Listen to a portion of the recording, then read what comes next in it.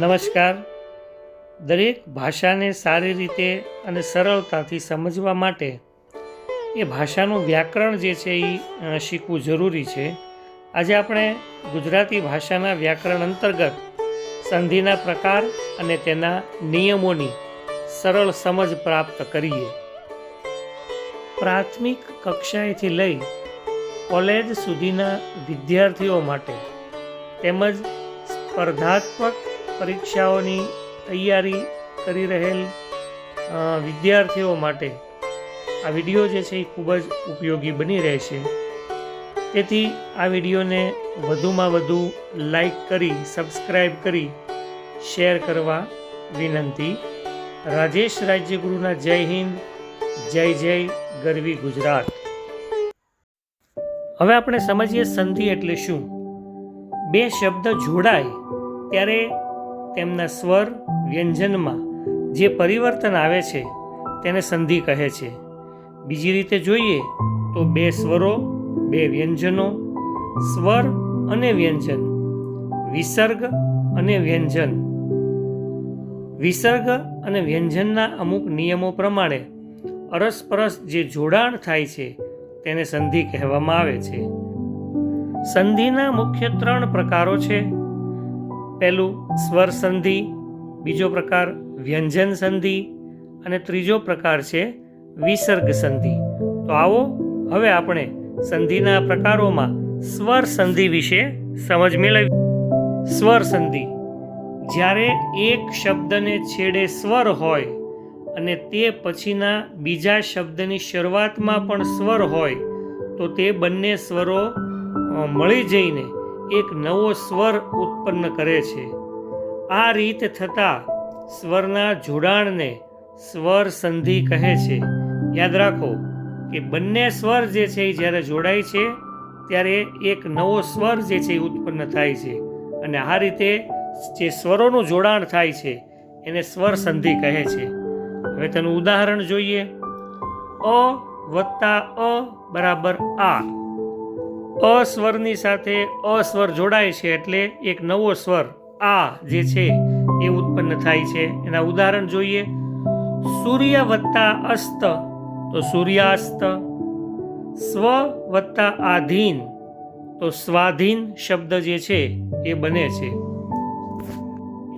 અહીં પહેલા શબ્દમાં સૂર્ય તો યની પાછળ અ છે અને એની પછીનો શબ્દ છે અસ્ત તો અસ્તમાં પણ અ છે.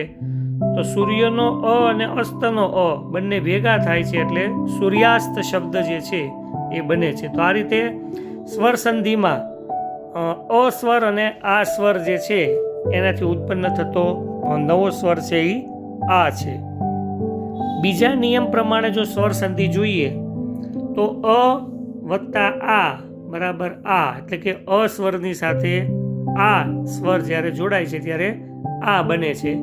એના ઉદાહરણ જોઈએ તો વાત વત્તા આવરણ એટલે વાતાવરણ.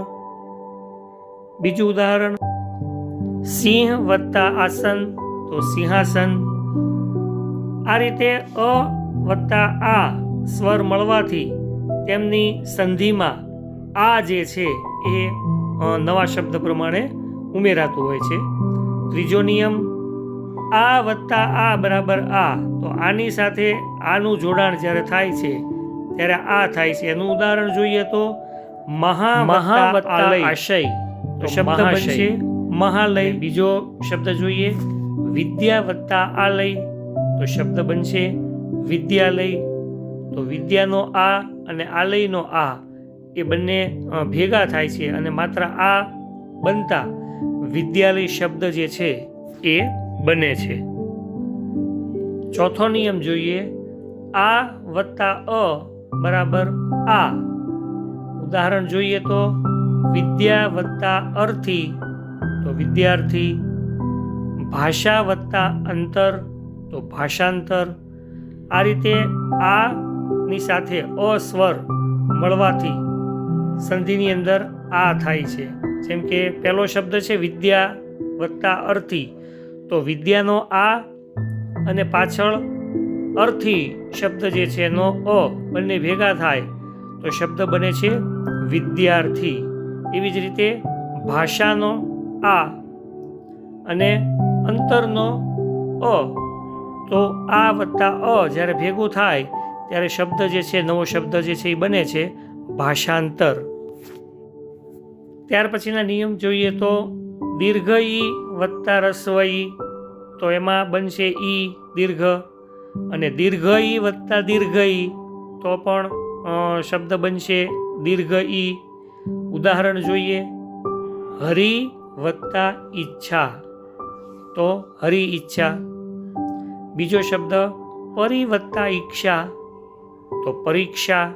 જો અહીં પરી જે છે એમાં રી જે છે એ રસ્વ છે, જ્યારે પાછળનો દીર્ઘ એની અંદર મળશે ત્યારે શબ્દ બનશે પરીક્ષા, તો એમાં રી જે છે એ દીર્ઘ બની જશે.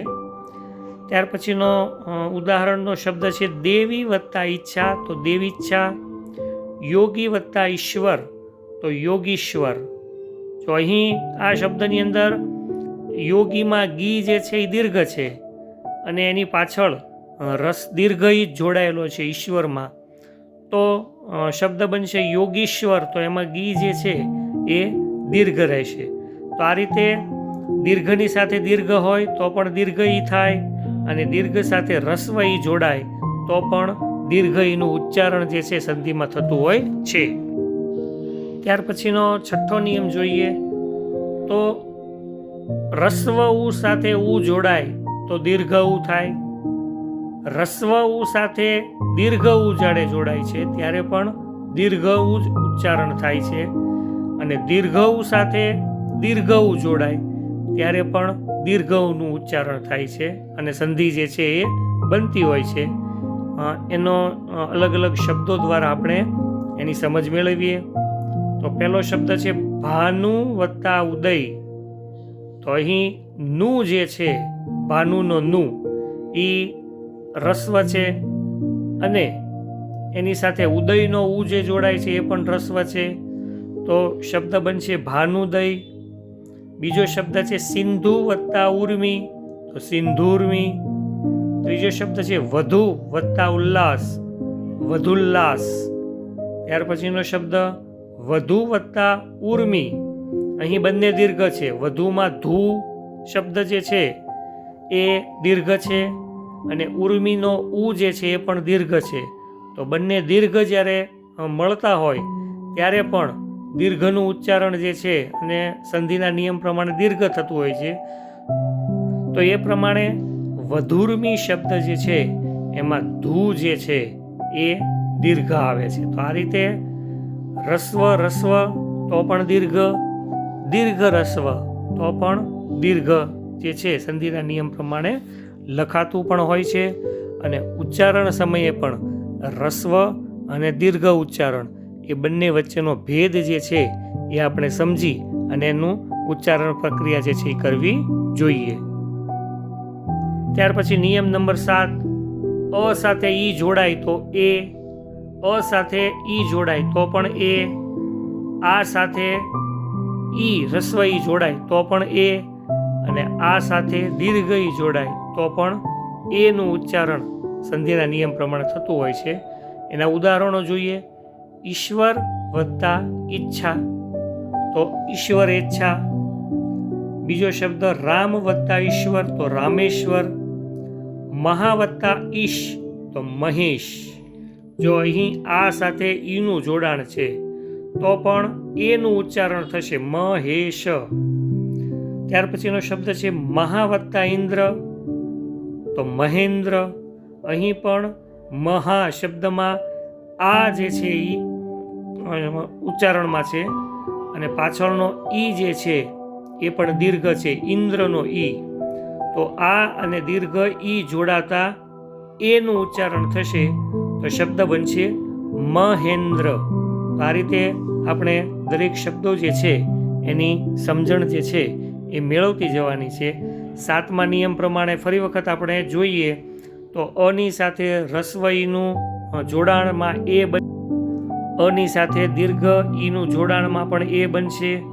આની સાથે રસ્વ અને દીર્ઘ જ્યારે ઈ જોડાય છે ત્યારે પણ એનું ઉચ્ચારણ જે છે એ થતું હોય છે. ત્યાર પછી સંધિનો નિયમ નંબર 8, અની સાથે રસ્વ ઉ જોડાય તો પણ ઓ, આની સાથે રસ્વ ઉ જોડાય તો પણ ઓનું ઉચ્ચારણ થાય છે. સંધિના નિયમ પ્રમાણે અની સાથે દીર્ઘ ઉ કે આની સાથે દીર્ઘ ઉનું જોડાણ જ્યારે થાય છે ત્યારે ઓ શબ્દ જે છે એ બનતો હોય છે. ઉદાહરણ જોઈએ, સૂર્ય વત્તા ઉદય તો આવશે સૂર્યોદય, ગંગા વત્તા ઉદય તો ગંગોદય, નવ વત્તા ઉઢા તો નવોઢા, અને ગંગા વત્તા ઉર્મી તો ગંગોર્મી શબ્દ જે છે એ બનશે. પહેલો શબ્દ જોઈએ કે સૂર્ય, તો સૂર્ય શબ્દમાં અ જે છે એની સાથે રસ્વ ઉ જે છે ઉદયનો ઉ એ જોડાય છે તો શબ્દ બનશે સૂર્યોદય, એટલે કે ઓ જે છે એનું ઉચ્ચારણ જે છે એ થશે. અને લખતી વખતે પણ જ્યારે આપણે સંધિ જોડીએ ત્યારે ઓ લખવાનો છે, સૂર્યોદય. એવી જ રીતે ગંગા શબ્દમાં પાછળ આવશે આ, અને ઉદય શબ્દ જે છે એનો ઉ જે છે એ રસ્વ તો ગંગોદય. ત્યાર પછી નિયમ નંબર 9, અની સાથે રૂ જોડાતા અર, આની સાથે રૂ જોડાતા પણ અર શબ્દનું ઉચ્ચારણ થશે. અને જ્યારે સંધિ આપણે જોડીએ ત્યારે પણ આ બાબતની કાળજી અને તકેદારી રાખશું. ઉદાહરણ જોઈએ, દેવ વત્તા ઋષિ તો દેવર્ષિ, અને મહા વત્તા ઋષિ તો મહર્ષિ. આ રીતે અ કે આ પછી જ્યારે રૂ આવે તો એ રૂનો અર શબ્દનું ઉચ્ચારણ અને લખતી વખતે પણ એનું લેખન કાર્ય જે છે એ રીતે થાય છે. અને તેની પહેલાંનો સ્વર જે છે એ ઉડી જાય છે. જેમ કે દેવ શબ્દ છે તો એમાં અ જે છે એની સાથે ઋષિનો રૂ જોડાય છે, બરાબર. અની સાથે રૂ જોડાય તો ઉચ્ચારણ શું થશે? દેવર્ષિ તો અર્ષિ, એટલે અર શબ્દ જે છે એ નવો શબ્દ એની અંદર ઉમેરાય છે. એવી જ રીતે મહા માં આ અને ઋષિનો રૂ, તો આની સાથે રૂ જોડાય છે તો એમાં પણ અરનું ઉચ્ચારણ થશે. લખતી વખતે પણ આ બાબતની કાળજી રાખશું. જ્યારે સંધિ જોડીએ ત્યારે આની સાથે જ્યારે રૂ આવે ત્યારે પણ અરનું લેખન કાર્ય, તો એમાં શબ્દ બનશે મહર્ષિ, બરાબર.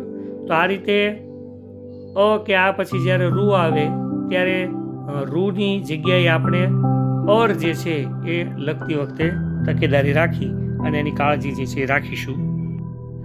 નિયમ નંબર 10, અની સાથે એ જોડાય તો ઐ, અની સાથે ઐ જોડાય તો પણ ઐ, આની સાથે એ જોડાય તો ઐ, આની સાથે ઐ જોડાય તો પણ ઐનું ઉચ્ચારણ થશે. અને લખવામાં પણ આ જ રીત જે છે એ આપણે અપનાવીશું.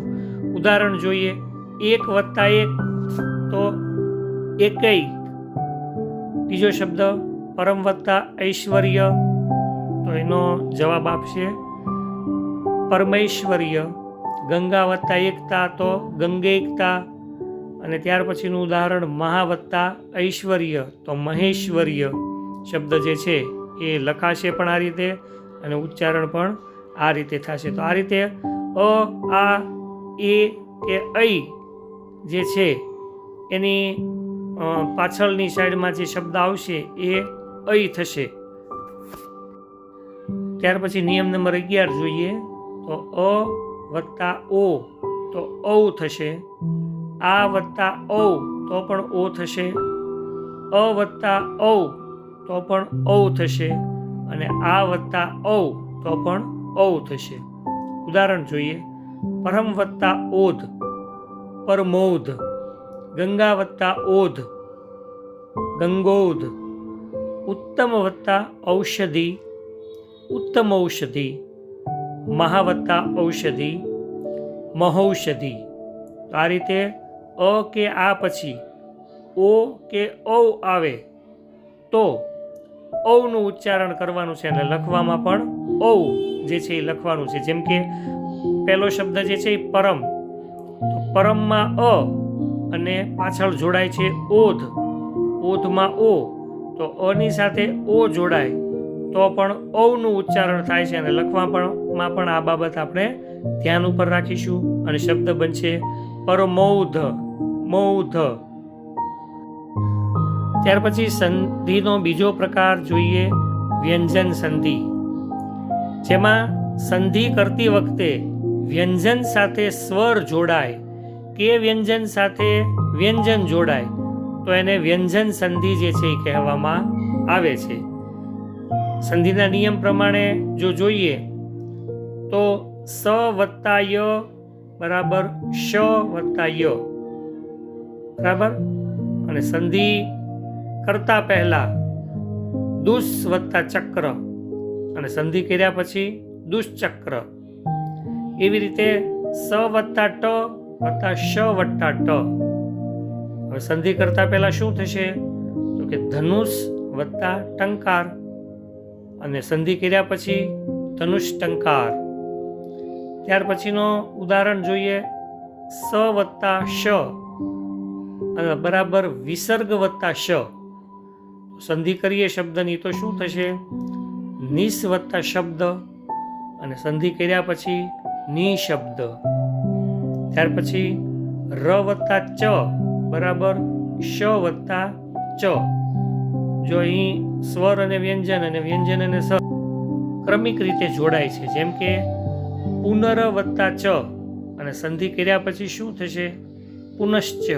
તો આ રીતે વ્યંજન સંધિ જે છે એ ધ્યાને રાખીએ. વ્યંજન સંધિનો પાંચમો નિયમ ર વત્તા ત બરાબર સ વત્તા ત. તો શબ્દ જે છે એ અંતર વત્તા તત્વ, સંધિ કર્યા પછી આવશે અંતર તત્વ. છઠ્ઠો નિયમ ર વત્તા શ અને વિસર્ગ વત્તા શ. શબ્દ જે છે એ અંતર વત્તા શોક, તો સંધિ કર્યા પછી અંતર શોક. સાતમો નિયમ દ વત્તા પ અને ત વત્તા પ. જો અહીં ખોડા શબ્દો છે. શબ્દ છે સુહદ વત્તા પ્રેમ અને સંધિ કર્યા પછી સુહદ પ્રેમ. આઠમો નિયમ ત વત્તા મ અને ન વત્તા મ. શબ્દ જોઈએ સત વત્તા મતિ, તો સન્મતિ શબ્દ જે છે એ સંધિ કર્યા પછી એનું ઉચ્ચારણ થશે. નવમો નિયમ ત વત્તા લ અને લ વત્તા લ. હવે એનો શબ્દ જોઈએ તત વત્તા લીન, તો એની સંધિ કર્યા પછી શબ્દ આવશે તલ્લીન, બંને જોડાઈ જાય છે. હવે દસમો નિયમ જો જોઈએ તો પદને અંતે ય જ કે શ આવે તો તેનો ક થાય છે, અને જો અડધો ક હોય કે ખોડો ક હોય તો ગ થાય છે. જેમ કે શબ્દ જોઈએ દિશ વત્તા અંબર, તો એનો સંધિ કર્યા પછીનો શબ્દ આવશે દિગંબર. અહીં જો દિશ શબ્દમાં શ જે છે એ એની જગ્યાએ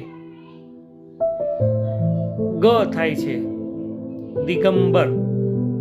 ત્યાર પછી 11મો નિયમ રની પૂર્વે જો ઉ હોય શબ્દની અંદર અને પ હોય તો રનો શું જે છે એ ઉચ્ચારણ થાય છે, અને લખતી વખતે પણ ધ્યાને રાખવું.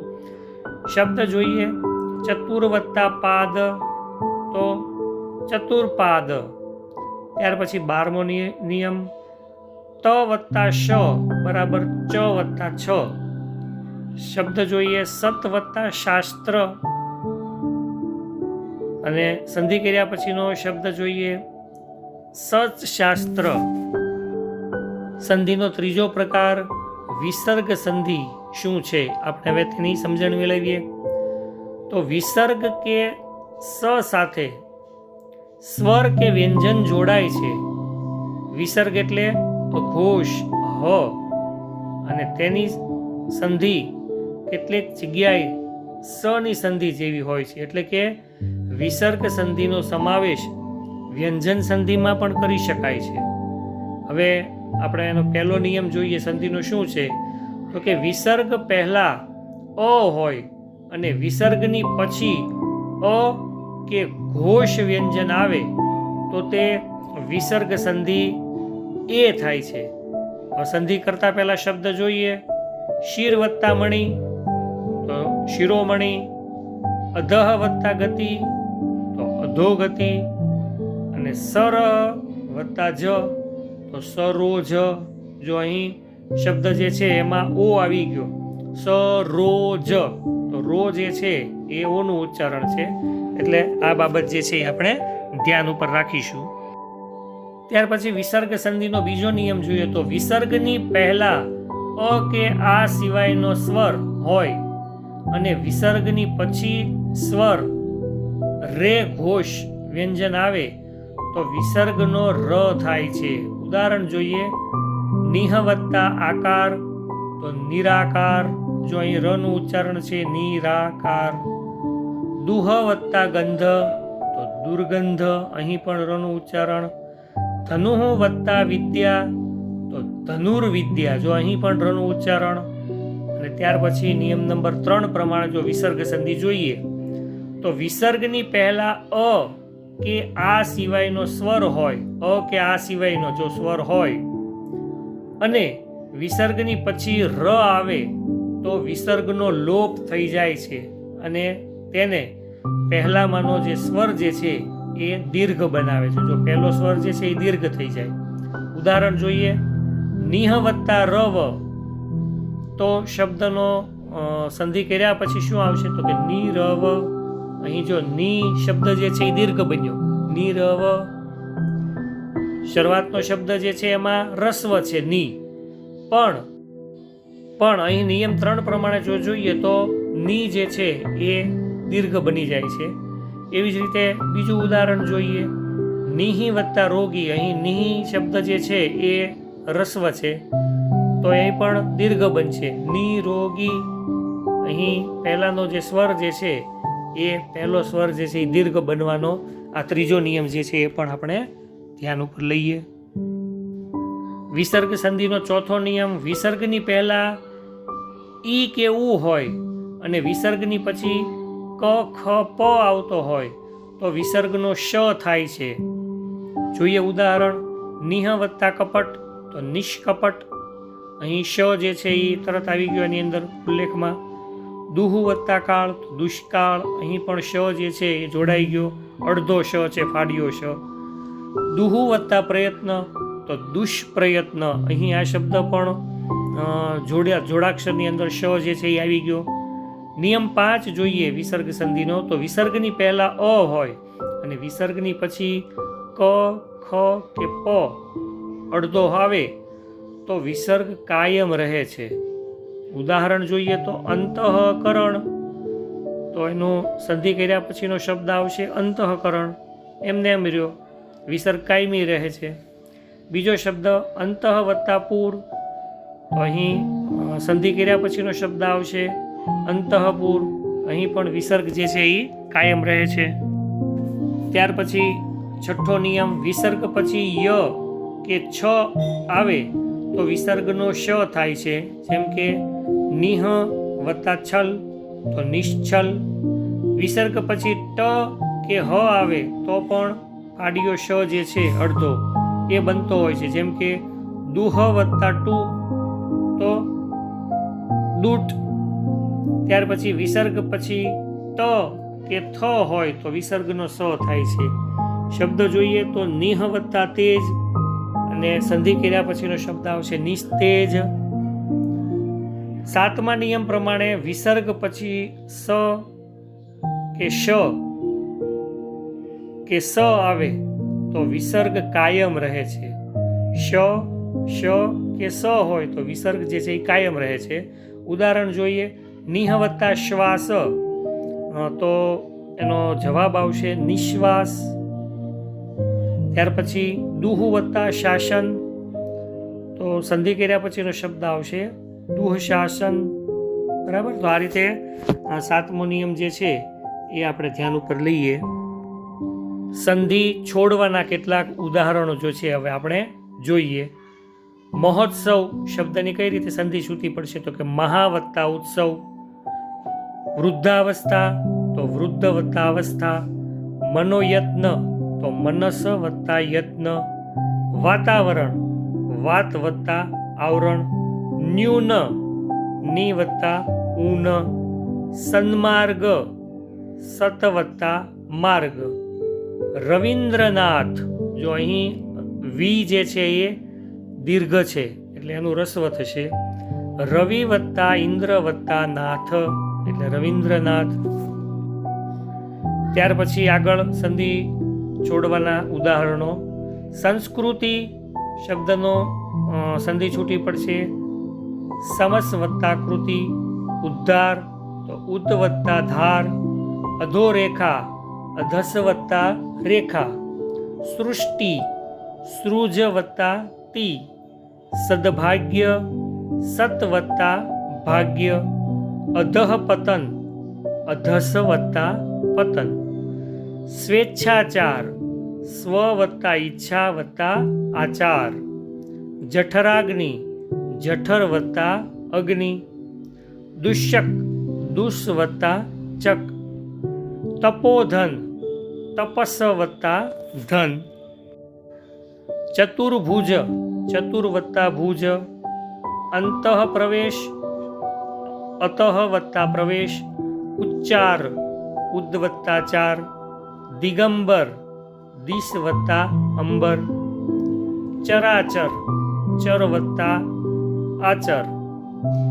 યશોજ્વલ યશ વત્તા ઉદ વત્તા જ્વલ. ઉપનિષદ ઉપ વત્તા નિષદ. મનોરંજન મનઃ વત્તા રંજન.